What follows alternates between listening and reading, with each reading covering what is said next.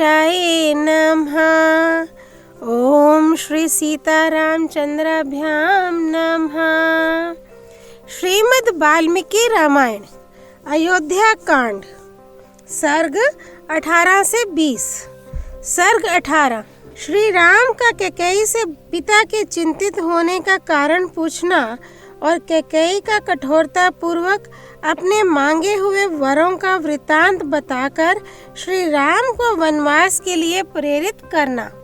महल में जाकर श्री राम ने पिता को कैकेयी के साथ एक सुंदर आसन पर बैठे देखा।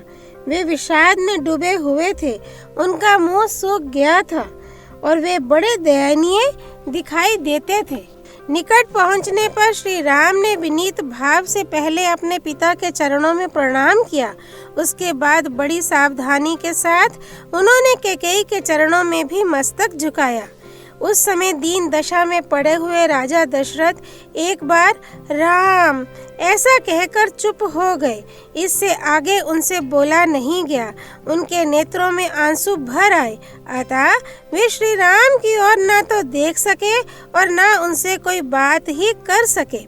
राजा का वह अभूतपूर्व भयंकर रूप देखकर श्री राम को भी भय हो गया, मानो उन्होंने पैर से किसी सर्प को छू दिया हो। राजा की इंद्रियों में प्रसन्नता नहीं थी। वे शोक और संताप से दुर्बल हो रहे थे, बारंबार लंबी सांसें भरते थे तथा उनके चित्त में बड़ी व्यथा और व्याकुलता थी। वे ऐसे दिखते थे मानो तरंग मालाओं से उपलक्षित अक्षोभ्य समुद्र शुद्ध हो उठा हो, सूर्य को राहु ने ग्रस लिया हो अथवा किसी महर्षि ने झूठ बोल दिया हो। राजा का वह शोक संभावना से परे था। इस शोक का क्या कारण है, ये सोचते हुए श्री रामचंद्र जी पूर्णिमा के समुद्र की भांति अत्यंत विक्षुब्ध हो उठे। पिता के हित में तत्पर रहने वाले परम चतुर श्री राम सोचने लगे कि आज ही ऐसी क्या बात हो गई जिससे महाराज मुझसे प्रसन्न होकर बोलते नहीं हैं। और दिन तो पिताजी कुपित होने पर भी मुझे देखते ही प्रसन्न हो जाते थे। आज मेरी ओर दृष्टिपात करके इन्हें क्लेश क्यों हो रहा है। ये सब सोचकर श्री राम दीन से हो गए, शोक से कातर हो उठे। विषाद के कारण उनके मुख की कांति फीकी पड़ गई। वे कैकेयी को प्रणाम करके उसी से पूछने लगे, माँ, मुझसे अनजान में कोई अपराध तो नहीं हो गया जिससे पिताजी मुझ पर नाराज हो गए हैं। तुम ये बात मुझे बताओ और तुम ही इन्हें मना दो। ये तो सदा मुझे प्यार करते थे, आज इनका मन अप्रसन्न क्यों हो गया। देखता हूँ ये आज मुझसे बोलते तक नहीं है। इनके मुख पर विषाद छा रहा है और ये अत्यंत दुखी हो रहे हैं। कोई शारीरिक व्याधि जनक संताप अथवा मानसिक अभिताप चिंता तो इन्हें पीड़ित नहीं कर रहा है, क्योंकि मनुष्य को सदा सुख ही सुख मिले ऐसा सुयोग प्रायः दुर्लभ होता है। प्रिय दर्शन कुमार भरत, महाबली शत्रुघ्न अथवा मेरी माताओं का तो कोई अमंगल नहीं हुआ है। महाराज को असंतुष्ट करके अथवा इनकी आज्ञा न मानकर इन्हें कुपित कर देने पर मैं 2 घड़ी भी जीवित नहीं रहना चाहूँगा। मनुष्य जिसके कारण इस जगत में अपना प्रादुर्भाव जन्म देखता है, उस प्रत्यक्ष देवता पिता के जीते जी वह उसके अनुकूल बर्ताव क्यों न करेगा। कहीं तुमने तो अभिमान या रोष के कारण मेरे पिताजी से कोई कठोर बात नहीं कह डाली जिससे इनका मन दुखी हो गया है। देवी, मैं सच्ची बात पूछता हूँ, बताओ किस कारण से महाराज के मन में आज इतना विकार संताप है। इनकी ऐसी अवस्था तो पहले कभी नहीं देखी गई थी। महात्मा श्री राम के इस प्रकार पूछने पर अत्यंत निर्लज कैकेयी बड़ी डिठाई के साथ अपने मतलब की बात इस प्रकार बोली, राम, महाराज कुपित नहीं है और ना इन्हें कोई कष्ट ही हुआ है। इनके मन में कोई बात है जिसे तुम्हारे डर से ये कह नहीं पा रहे हैं। तुम इनके प्रिय हो, तुमसे कोई अप्रिय बात कहने के लिए इनकी जबान नहीं खुलती, किंतु इन्होंने जिस कार्य के लिए मेरे सामने प्रतिज्ञा की है उसका तुम्हें अवश्य पालन करना चाहिए। इन्होंने पहले तो मेरा सत्कार करते हुए मुझे मुंह मांगा वरदान दे दिया और अब ये दूसरे गंवार मनुष्यों की भांति उसके लिए पश्चाताप करते हैं। ये प्रजानाथ पहले मैं दूंगा ऐसी प्रतिज्ञा करके मुझे वर दे चुके हैं और अब उसके निवारण के लिए व्यर्थ प्रयत्न कर रहे हैं। पानी निकल जाने पर उसे रोकने के लिए बांध बांधने की निरर्थक चेष्टा करते हैं। राम, सत्य ही धर्म की जड़ है, ये सत्पुरुषों का भी निश्चय है। कहीं ऐसा ना हो कि ये महाराज तुम्हारे कारण मुझ पर कुपित होकर अपने उस सत्य को ही छोड़ बैठें। जैसे भी इनके सत्य का पालन हो वैसा तुम्हें करना चाहिए।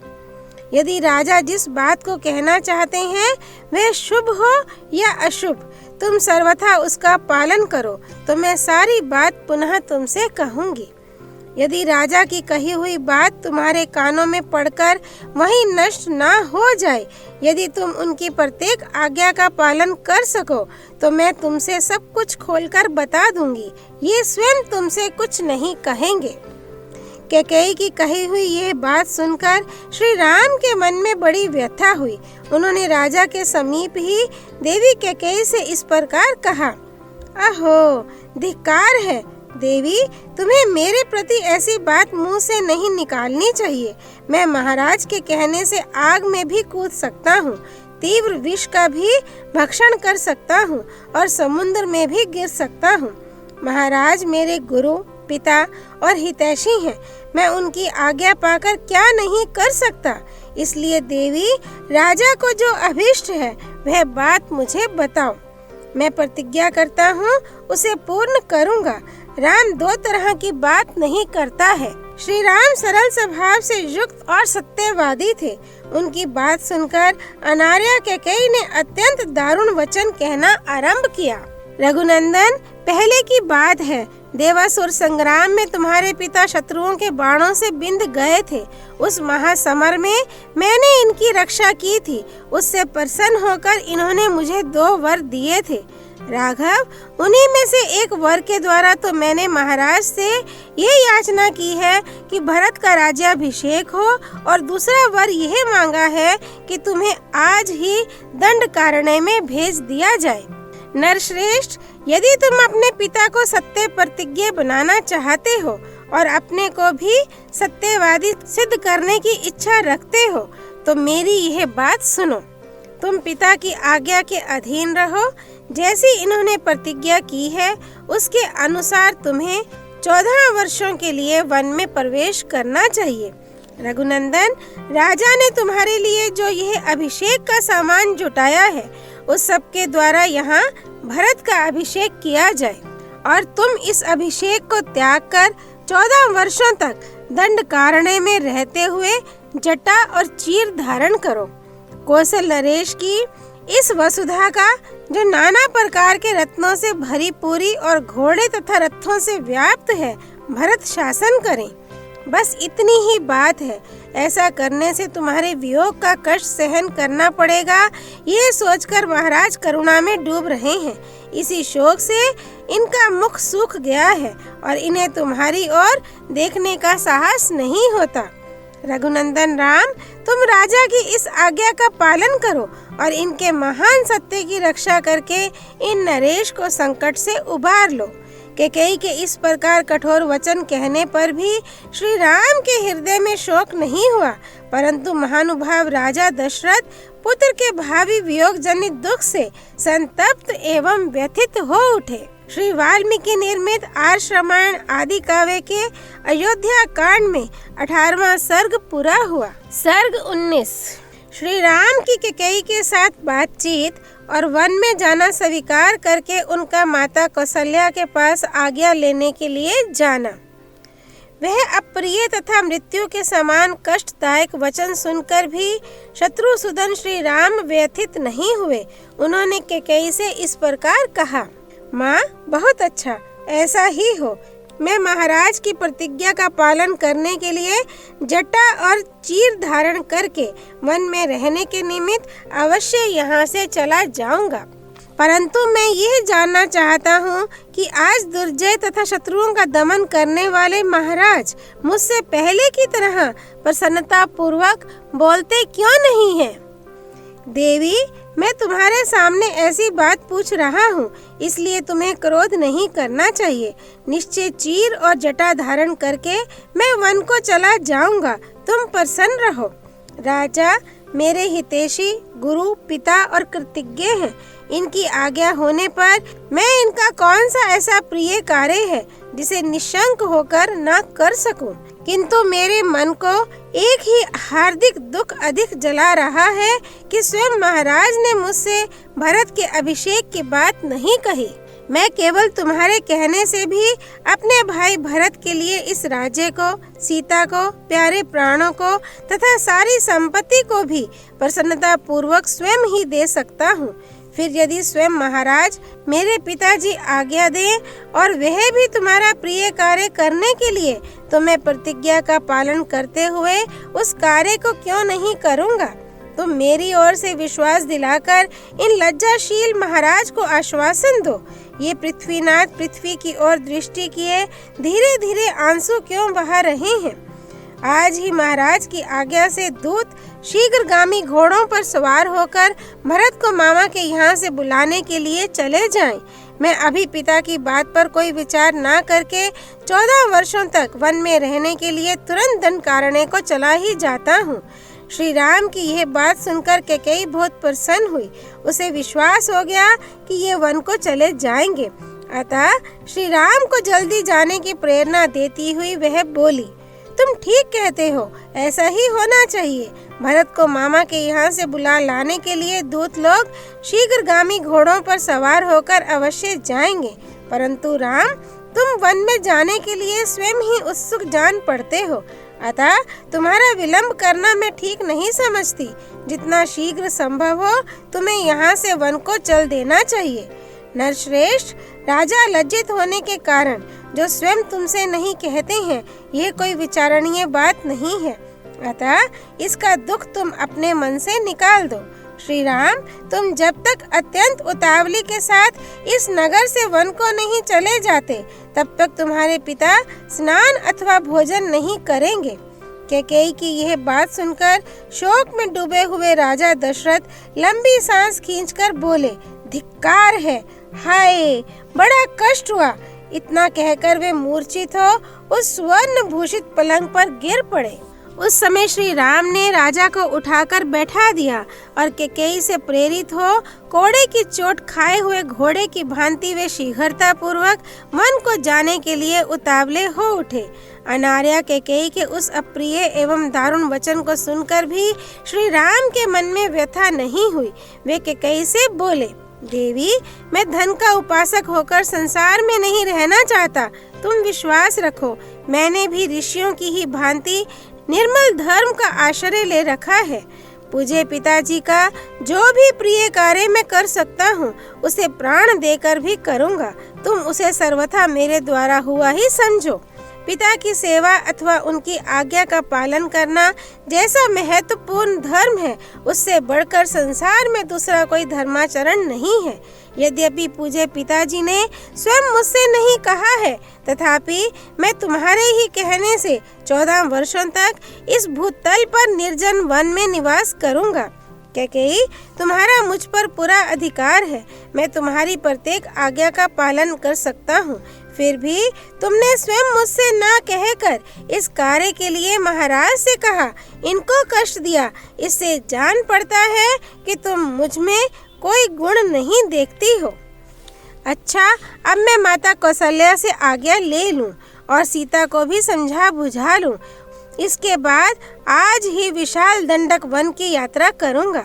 तुम ऐसा प्रयत्न करना जिससे भरत इस राज्य का पालन और पिताजी की सेवा करते रहें, क्योंकि यही सनातन धर्म है। श्री राम का यह वचन सुनकर पिता को बहुत दुख हुआ। वे शोक के आवेग से कुछ बोल ना सके, केवल फूट फूट कर रोने लगे। महातेजस्वी श्री राम उस समय अचेत पड़े हुए पिता महाराज दशरथ तथा अनार्या कैकेयी के भी चरणों में प्रणाम करके उस भवन से निकले। पिता दशरथ और माता कैकेयी की परिक्रमा करके उस अंतःपुर से बाहर निकलकर श्री राम अपने सुहृदों से मिले। सुमित्रा का आनंद बढ़ाने वाले लक्ष्मण उस अन्याय को देखकर अत्यंत कुपित हो उठे थे, तथापि दोनों नेत्रों में आंसू भरकर वे चुपचाप श्री रामचंद्र जी के पीछे पीछे चले गए। श्री रामचंद्र जी के मन में अब वन जाने की आकांक्षा का उदय हो गया था, अतः अभिषेक के लिए एकत्र की हुई सामग्रियों की प्रदक्षिणा करते हुए वे धीरे धीरे आगे बढ़ गए। उनकी ओर उन्होंने दृष्टिपात नहीं किया। श्री राम अविनाशी कांति से युक्त थे, इसलिए उस समय राजे का नाम मिलना उन लोक कमनीय श्री राम की महती शोभा में कोई अंतर न डाल सका। जैसे चंद्रमा का क्षीण होना उसकी सहज शोभा का अपकर्ष नहीं कर पाता। वे वन में जाने को उत्सुक थे और सारी पृथ्वी का राज्य छोड़ रहे थे, फिर भी उनके चित्त में सर्वलोकातीत जीवन मुक्त महात्मा की भांति कोई विकार नहीं देखा गया। श्री राम ने अपने ऊपर सुंदर छत्र लगाने की मनाही कर दी। डुलाए जाने वाले सुसज्जित चमर भी रोक दिए। वे रथ को लौटाकर स्वजनों तथा पूर्ववासी मनुष्यों को भी विदा करके आत्मीय जनों के दुख से होने वाले दुख को मन में ही दबाकर इंद्रियों को काबू में करके ये अप्रिय समाचार सुनाने के लिए माता कौशल्या के महल में गए। उस समय उन्होंने मन को पूर्णता वश में कर रखा था।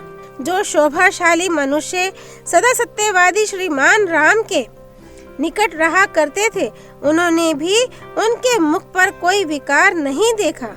मन को वश में रखने वाले महाबाहु श्री राम ने अपनी स्वाभाविक प्रसन्नता उसी तरह नहीं छोड़ी थी जैसे शरद काल का उद्दीप्त किरणों वाला चंद्रमा अपने सहज तेज का परित्याग नहीं करता। महायशस्वी धर्मात्मा श्री राम मधुर वाणी से सब लोगों का सम्मान करते हुए अपनी माता के समीप गए। उस समय गुणों में श्री राम की ही समानता करने वाले महाप्रकर्मी भ्राता सुमित्रा कुमार लक्ष्मण भी अपने मानसिक दुख को मन में ही धारण किए हुए श्री राम के पीछे पीछे गए। अत्यंत आनंद से भरे हुए उस भवन में प्रवेश करके लौकिक दृष्टि से अपने अभीष्ट अर्थ का विनाश हुआ देखकर भी हितैषी सुहृदों के प्राणों पर संकट आ जाने की आशंका से श्री राम ने यहाँ अपने मुख पर कोई विकार नहीं प्रकट होने दिया। श्री वाल्मीकि निर्मित आर्ष रामायण आदि काव्य के अयोध्या कांड में 19वां सर्ग पूरा हुआ। सर्ग 20 राजा दशरथ की अन्य रानियों का विलाप। श्री राम का कौशल्या जी के भवन में जाना और उन्हें अपने वनवास की बात बताना, कौशल्या का अचेत होकर गिरना और श्री राम के उठा देने पर उनकी ओर देखकर विलाप करना। उधर पुरुष सिंह श्री राम हाथ जोड़े हुए ज्यों ही कैकेयी के महल से बाहर निकलने लगे, त्यों ही अंतःपुर में रहने वाली राज महिलाओं का महान आर्तनाद प्रकट हुआ। वे कह रही थीं, हाय, जो पिता के आज्ञा ना देने पर भी समस्त अंतःपुर के आवश्यक कार्यों में स्वतः संलग्न रहते थे, जो हम लोगों के सहारे और रक्षक थे, वे श्री राम आज वन को चले जाएंगे। वे रघुनाथ जी जन्म से ही अपनी माता कौशल्या के प्रति सदा जैसा बर्ताव करते थे, वैसा ही हमारे साथ भी करते थे। जो कठोर बात कह देने पर भी कुपित नहीं होते थे, दूसरों के मन में क्रोध उत्पन्न करने वाली बातें नहीं बोलते थे, तथा जो सभी रूठे हुए व्यक्तियों को मना लिया करते थे, वे ही श्री राम आज यहाँ से वन को चले जाएंगे। बड़े खेद की बात है कि हमारे महाराज की बुद्धि मारी गई। ये इस समय संपूर्ण जीव जगत का विनाश करने पर तुले हुए हैं, तभी तो ये समस्त प्राणियों के जीवनाधार श्री राम का परित्याग कर रहे हैं।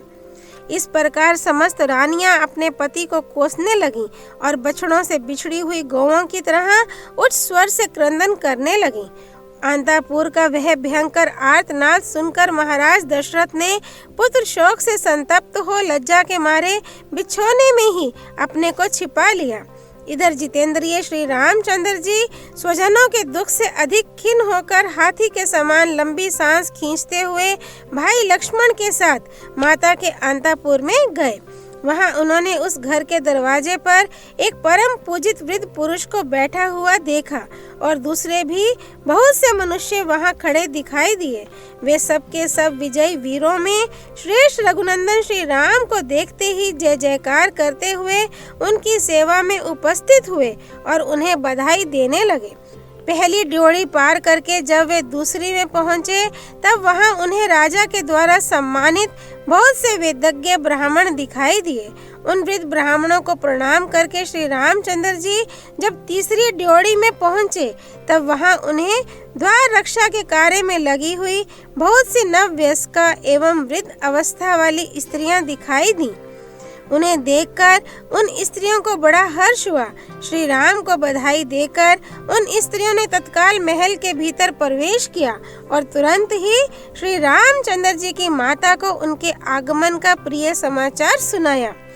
उस समय देवी कौशल्या पुत्र की मंगल कामना से रात भर जागकर सवेरे एकाग्रचित हो भगवान विष्णु की पूजा कर रही थीं। वे रेशमी वस्त्र पहनकर बड़ी प्रसन्नता के साथ निरंतर व्रत परायण होकर मंगल कृत्य पूर्ण करने के पश्चात मंत्रोच्चारण पूर्वक उस समय अग्नि में आहुति दे रही थीं। उसी समय श्री राम ने माता के शुभ अंतःपुर में प्रवेश करके वहां माता को देखा। वे अग्नि में हवन करा रही थीं। रघुनंदन ने देखा तो वहां देव कार्य के लिए बहुत सी सामग्री संग्रह करके रखी हुई है। दही, अक्षत, घी, मोदक, हविष्य, धान का लावा, सफेद माला, खीर, खिचड़ी, समिधा और भरे हुए कलश, ये सब वहां दृष्टि गोचर हुए। उत्तम कांति वाली माता कौशल्या सफेद रंग की रेशमी साड़ी पहने हुए थी। वे व्रत के अनुष्ठान से दुर्बल हो गई थी और इष्ट देवता का तर्पण कर रही थी। इस अवस्था में श्री राम ने उन्हें देखा। माता का आनंद बढ़ाने वाले प्रिय पुत्र को बहुत देर के बाद सामने उपस्थित देख कौशल्या देवी बड़े हर्ष में भरकर उसकी ओर चली, मानो कोई घोड़ी अपने बछड़े को देखकर बड़े हर्ष से उसके पास आई हो। श्री रघुनाथ जी ने निकट आई हुई माता के चरणों में प्रणाम किया और माता कौशल्या ने उन्हें दोनों भुजाओं से कसकर छाती से लगा लिया तथा बड़े प्यार से उनका मस्तक सूंघा। उस समय कौशल्या देवी ने अपने दुर्जय पुत्र श्री रामचंद्र जी से पुत्र स्नेहवश यह प्रिय एवं हितकर बात कही, बेटा, तुम धर्मशील, वृद्ध एवं महात्मा राजऋषियों के समान आयु, कीर्ति और कुलोचित धर्म प्राप्त करो। रघुनंदन, अब तुम जाकर अपने सत्य प्रतिज्ञ पिता राजा का दर्शन करो। वे धर्मात्मा नरेश आज ही तुम्हारा युवराज के पद पर अभिषेक करेंगे। ये कहकर माता ने उन्हें बैठने के लिए आसन दिया और भोजन करने को कहा। भोजन के लिए निमंत्रित होकर श्री राम ने उस आसन का स्पर्श मात्र कर लिया। फिर वे अंजलि फैलाकर माता से कुछ कहने को उद्यत हुए। वे स्वभाव से ही विनयशील थे तथा माता के गौरव से भी उनके सामने नतमस्तक हो गए थे। उन्हें दंड कारण्य को प्रस्थान करना था, अतः वे उसके लिए आज्ञा लेने का उपक्रम करने लगे। उन्होंने कहा, देवी, निश्चय ही तुम्हें मालूम नहीं है, तुम्हारे ऊपर महान भय उपस्थित हो गया है। इस समय मैं जो बात कहने जा रहा हूँ उसे सुनकर तुमको, सीता को और लक्ष्मण को भी दुख होगा, तथापि कहूँगा। अब तो मैं दंड कारण्य में जाऊंगा, अतः ऐसे बहुमूल्य आसन की मुझे क्या आवश्यकता है। अब मेरे लिए ये कुश की चटाई पर बैठने का समय आया है। मैं राजभोग्य वस्तु का त्याग करके मुनि की भांति कंद, मूल और फलों से जीवन निर्वाह करता हुआ 14 वर्षों तक निर्जन वन में निवास करूंगा। महाराज युवराज का पद भरत को दे रहे हैं और मुझे तपस्वी बनाकर दंड कारण्य में भेज रहे हैं। अतः 14 वर्षों तक निर्जन वन में रहूंगा और जंगल में सुलभ होने वाले वलकल आदि को धारण करके फल मूल के आहार से ही जीवन निर्वाह करता रहूंगा। ये अप्रिय बात सुनकर वन में फरसे से काटी हुई शाल वृक्ष की शाखा के समान कौशल्या देवी सहसा पृथ्वी पर गिर पड़ी, मानो स्वर्ग से कोई देवांगना भूतल पर आ गिरी हो। जिन्होंने जीवन में कभी दुख नहीं देखा था, जो दुख भोगने के योग्य थी ही नहीं, उन्हीं माता कौशल्या को कटी हुई कदली की भांति अचेत अवस्था में भूमि पर पड़ी देख श्री राम ने हाथ का सहारा देकर उठाया। जैसे कोई घोड़ी पहले बड़ा भारी बोझ ढो चुकी हो और थकावट दूर करने के लिए धरती पर लोट पोट कर उठी हो, उसी तरह उठी हुई कौशल्या जी के समस्त अंगों में धूल लिपट गई थी और वे अत्यंत दीन दशा को पहुंच गई थी। उस अवस्था में श्री राम ने अपने हाथ से उनके अंगों की धूल पोंछी। कौशल्या जी ने जीवन में पहले सदा सुख ही देखा था और उसी के योग्य थी, परंतु उस समय वे दुख से कातर हो उठी थीं।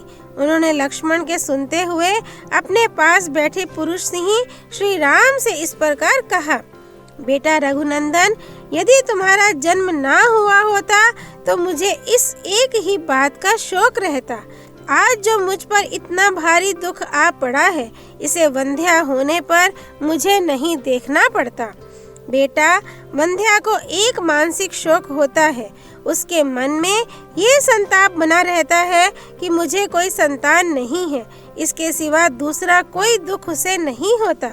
बेटा राम, पति के प्रभुत्व काल में एक ज्येष्ठ पत्नी को जो कल्याण या सुख प्राप्त होना चाहिए, वह मुझे पहले कभी नहीं देखने को मिला। सोचती थी पुत्र के राज्य में मैं सब सुख देख लूंगी और इसी आशा से मैं अब तक जीती रही। बड़ी रानी होकर भी मुझे अपनी बातों से हृदय को विदीर्ण कर देने वाली छोटी सोतों के बहुत से अप्रिय वचन सुनने पड़ेंगे। स्त्रियों के लिए इससे बढ़कर महान दुख और क्या होगा। अतः मेरा शोक और विलाप जैसा है, उसका कभी अंत नहीं है।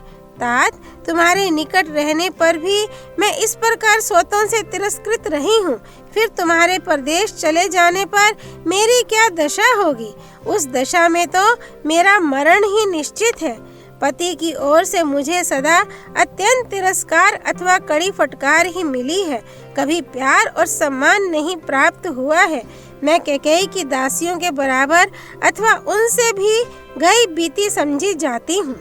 जो कोई मेरी सेवा में रहता या मेरा अनुसरण करता है, वह भी कैकेयी के बेटे को देखकर चुप हो जाता है, मुझसे बात नहीं करता है। बेटा, इस दुर्गति में पड़कर मैं सदा क्रोधी स्वभाव के कारण कटु वचन बोलने वाले उस कैकेयी के मुख को कैसे देख सकूंगी।